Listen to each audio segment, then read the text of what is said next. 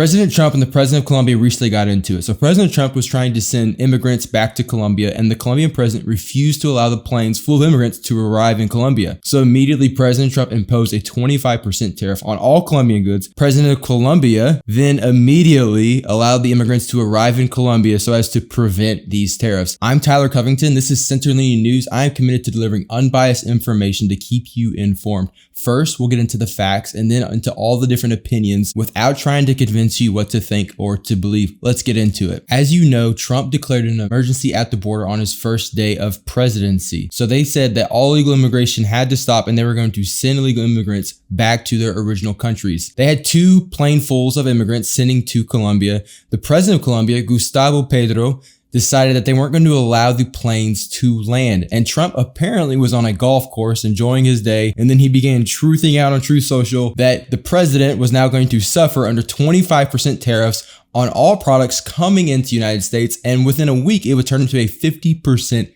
tariff. The US and Colombia have had a great trade relationship since about 2006 with a fair trade agreement. Every year, over $33 billion is generated between the trade of US and Colombia. The US accounts for 1/3 of all of Colombia's exports. So you can see why Gustavo Petro did not want a 25% tariffs on all of their coffee, their oil, their bananas, all their products coming into the US. Once President Gustavo allowed the immigrants to arrive in the country, President Trump did take off the 25% tariff off all Colombian products. The right definitely took this as a victory for President Trump in that he used tariffs to get the country to do what he wanted them to do. And they see this as a reason to continue using tariffs against China, against Canada, and other countries where President Trump wants these countries to do something and they're not willing to do it. This is a leverage point, a negotiating tool for the future. Now, that doesn't mean there aren't thorny international issues. China is a massive thorny international issue. But Colombia is saying they're not going to accept plane loads of illegal immigrants back into their country. That is not a thorny international issue.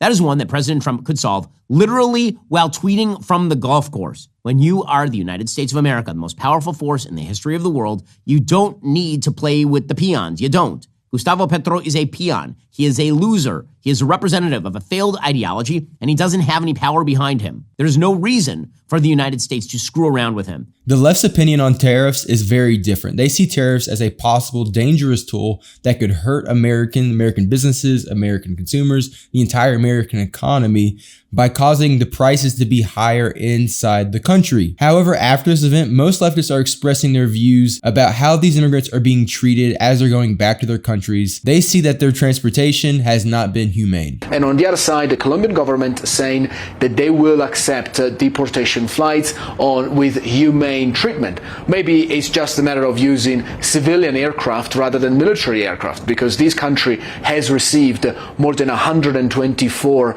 deportation flights over the last 12 months. So it's not like that these flights are a new thing. What really triggered this reaction was the use of military aircraft and probably the handcuffs towards these migrants. By examining the facts and looking at the different opinions, we can better see how these events shape our world. In the description, I've linked a bunch of articles to read more about this subject so you can learn more. If you want to see more of this content, you can subscribe, like, comment. This has been Tyler Covington with Center-Leaning News. I'll see you next time.